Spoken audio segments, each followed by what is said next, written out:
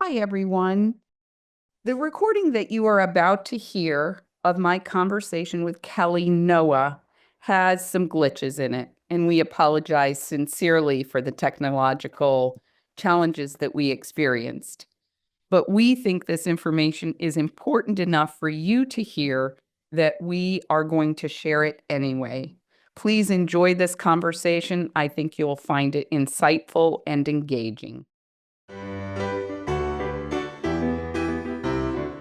Good afternoon, everyone. This is Gretchen Rowe for the Demi Learning Show, and it is my absolute delight and pleasure to welcome my esteemed guest and friend, Kelly Noah, to this conversation today. Kelly brings a wealth of knowledge to the table. I had the privilege of meeting her 2 years ago at the Mache Conference in Minnesota. And, it's always a serendipity when you find someone who's like minded. And we have just enjoyed each other's company. You may have joined us for the last webinar that we did together. And I'll include that one in the show notes because I know you're going to find lots of wonderful information. But today, I asked Kelly to talk to me about what it's like to be a homeschool mom and a full time working professional. Kelly, tell us about you. Absolutely. So again, my name is Kelly Noah. Live in Minnesota. My boys now are 14 and 12, and I was a happy public school student, and my husband was a boarding school student internationally. And we both were well in our careers, and we realized homeschooling was going to be the right fit for us. The boys were preschool age almost at the time, and we were able to weave in the homeschooling piece along with our jobs and our childcare over the years. And next thing you know, we're 10 years into it, and we've got a model where I've been working full time in the financial industry. My husband's working full time in the banking industry, and our kids have been homeschooled the whole time. Which is pretty awesome. And part of the reason I wanted to have this conversation is because I am asked frequently, how do you juggle both homeschooling and working? And I did that for 17 years. But I also have to make the caveat that there was a lot less that came at me in the 17 years that I did that than comes at any homeschool parent today because of the virtues of technology. Kelly, were you working when you first decided to begin homeschooling? About 20 years ago, I left the corporate world and I started working with my father in the financial industry. He has a financial planning practice. And we already had that work life balance piece in place. And we started right off the bat. The kids would come to work with me one day a week before they were born. So we had that piece in there, and we had started out with just part-time childcare with the idea that I would have 2 days a week that I'm only working and not also being a parent and making that a very extended day. So we started from the very beginning, having a little bit of compartmentalization.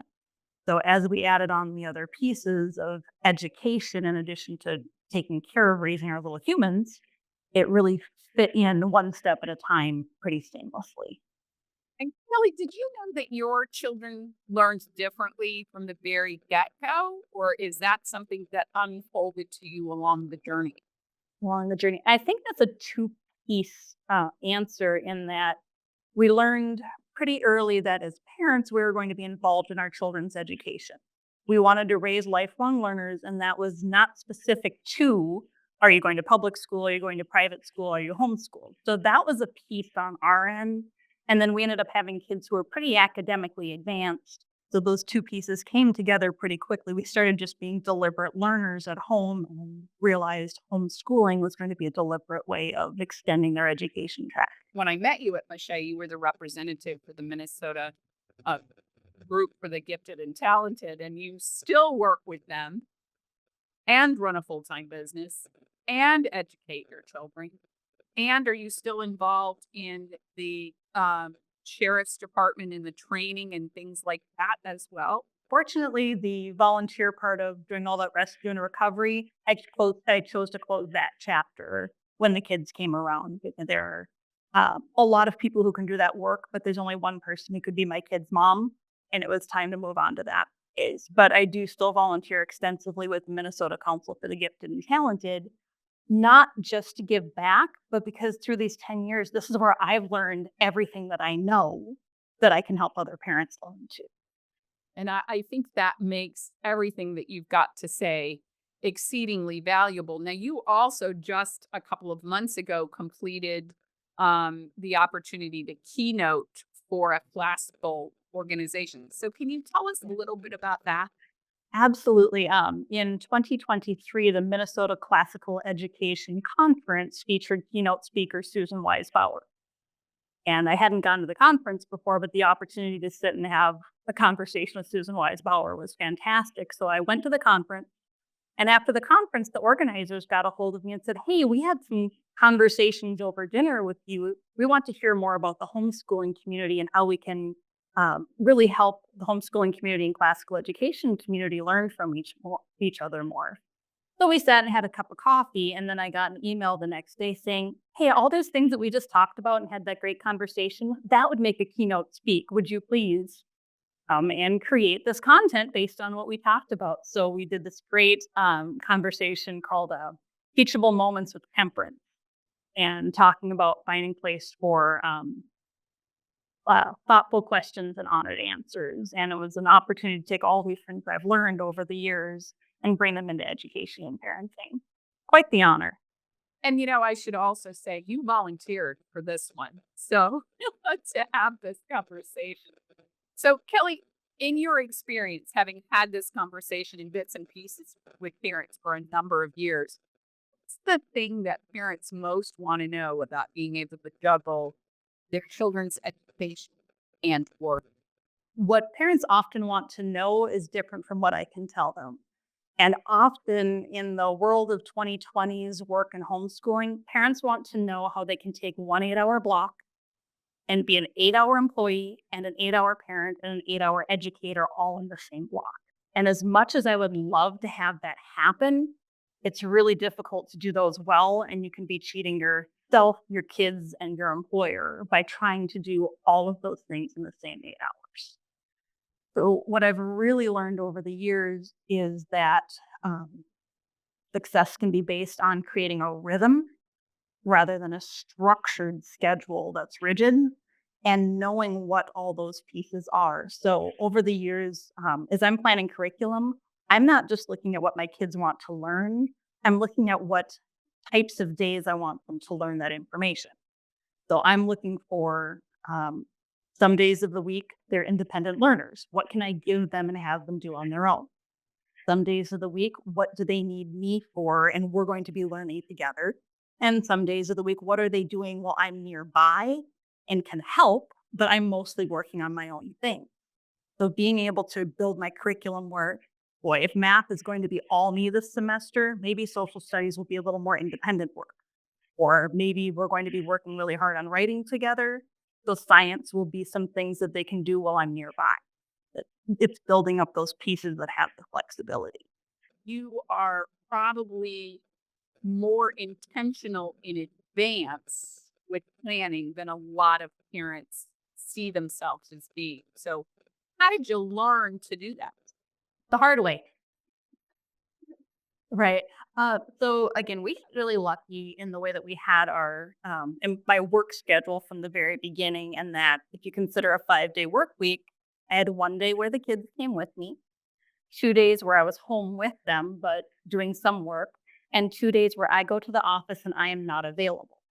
So we can have different levels of focus, and I think that's one of the most important keys I would recommend for a family is to work out with sometimes two adults in the house or sometimes more, to have days where each day you know what the focus is. Do you remember from COVID the term blurs day? So if we try to have all days be all the same and we're just squishing all these pieces together and doing everything part way and they all blend together, that can be really difficult. Where instead we've learned the hard way over the years to have days that feel like those days. In our family, it's by the day of the week. We know what a Monday feels like. We know what a Tuesday, Thursday feels like. We know what a Wednesday feels like. So I actually have a quick story. As these kids get their rhythms down, I've got a 14-year-old in that stage of sleep where, despite his best intentions, he can't get out of bed without a blast of dynamite, right? He's at that stage. So I went into his room one day last week. We've been going through a merger at work, so I've been a little busy. And I said, "Hey, bud, I know it's a Wednesday during co-op break, so it should be a mom lesson day, but I need to go take a meeting at the office and I'll be home by lunchtime." I wrote this down. So the little bundle underneath the covers said, "So should I do math lesson 73, science unit 5 lesson 1, and read history chapter 3, and we'll do the others together when you get home?" Out of a complete sleep, this teenager knew Wednesday, mom lesson day, what can I do on my own, and what am I going to do when mom gets home? Even remembered the lesson number she was working on. That's 10 years of work. I was gonna say, so at what point could you have that kind of interaction? Because my kids were all wildly different. My brilliant eldest son couldn't be left alone to do a single math problem until he was 17 years old. My youngest son said, "Why don't you give me a list and I'll let you know if I need you with fourth grades." Absolutely. And I didn't say any of those things actually got done, right? But even in the child's teenage, groggy, mostly asleep under the cover pile, he could translate Wednesday, co-op break, mom will be back. What can I do by myself? And what do I know mom wants to do together? So it's just building those rhythms in and knowing what a Monday feels like or a Thursday feels like is really useful. So how did you create that? Because they don't spring full blown from the beginning with that kind of thought process. What was your process to create that in him? It was a matter of um, living it consistently.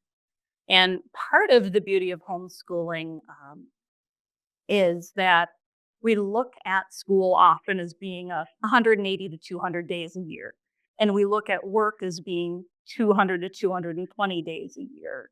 And we try to fit those into the same calendar. But by homeschooling, we were able to tear that apart and put it back together in a way that we layered those across the 365 days and kept it consistent. So just that simple concept of being able to go to year-round homeschooling and shortening the days and flexing the days goes a really long way. We're able to look at from a year-long perspective and say, this is what we do on Saturdays. This is what we do on Tuesdays.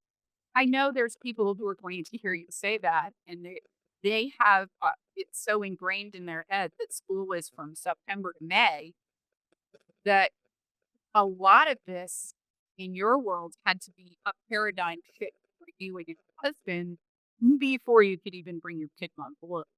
In a way, but then in a way, we're parents 24/7, right? And everybody who's looking to do this are parents 24/7. It's just a matter of, is this time when my kids are playing by themselves? Is it time when they're playing with us? Is it time when we're going to church? So what are all of these pieces together? So layering that education is just a different part of parenting in a way. But by expanding into year round, by choosing a day for us right now, it's Saturday, that's also a lesson day. It allows us to confine how much we're trying to accomplish during that work day into a smaller amount. So are you choosing newer subjects to accomplish, or are you accomplishing more subjects from a classical perspective? You know, the typical classical subjects, you're just spreading them over a wider area. I would say we're doing more subjects, but a smaller amount to be complete. Right? If I look over the course of the year, how much time have we spent on each subject and each sub subject, it's going to add up to the same amount, but in a different way. How do you and your husband share that burden?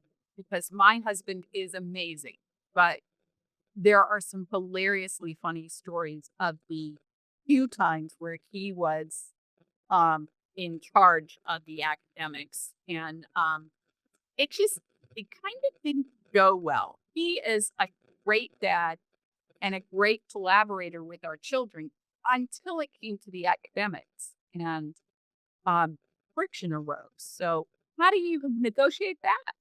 Good question. I've had the privilege of talking to a lot of families, and I've found most often the tension comes if one parent is in charge and they're assigning the other parent to do things their way and with their objectives.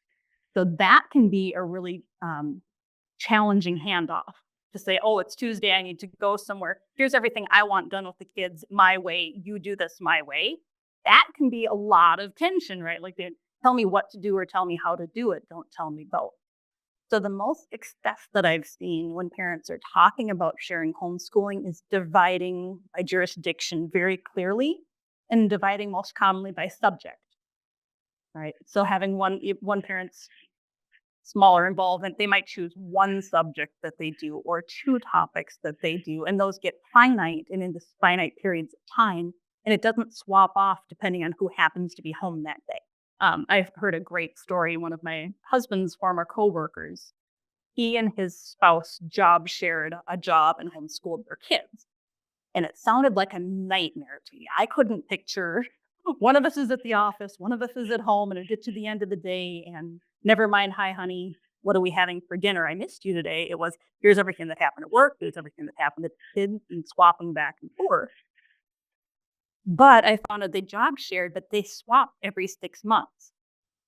So they had clear jurisdictions that one parent was home for 6 months while the other parent did the job and got to be the adult. And then they only had to transition twice a year rather than wasting time constantly going back and forth about whose job is this part, how do we communicate.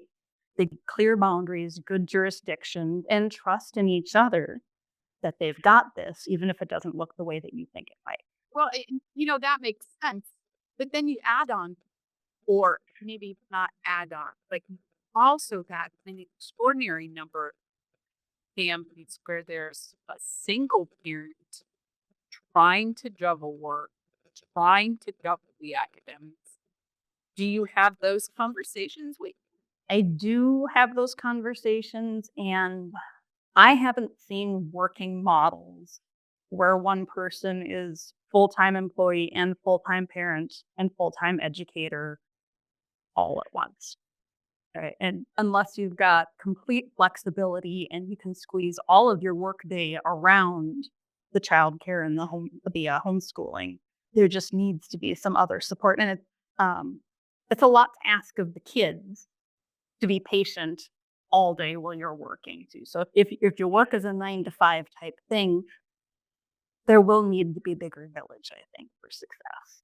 I think so. And now, have you had conversations with that group who have had villages? Because I also find that, as you have said, clear jurisdictions, clear responsibilities. I think sometimes, particularly when a grandparent might be involved, it gets a little muddy as to who's responsible for what. One thing I learned, everything I learned the hard way, is when you're bringing other people in to be both the carer and the educator, to pay attention to their strengths first. So for many of our years, we had 2 days a week, we'd have somebody come into the house and be with the kids. And I had these lofty ideas. We hired somebody with very specific objectives in mind, and she was going to teach the kids this and this and this. And that's why I taught the person or chose that person. And then it turned out what she was best at is taking long walks with the kids and sitting and looking at bugs for 40 minutes. And that is something that the kids need. And that's something that I can't do while I'm going back and forth between work and teaching them. So being able to have the modesty to say, wait a minute, this person's best skills for my kids are this. Let's let that happen. And then shift around where other things are happening. It's a little bit like when you talk to somebody who's learning how to homeschool kids of multiple ages, and a veteran parent says, start your day playing with the toddler.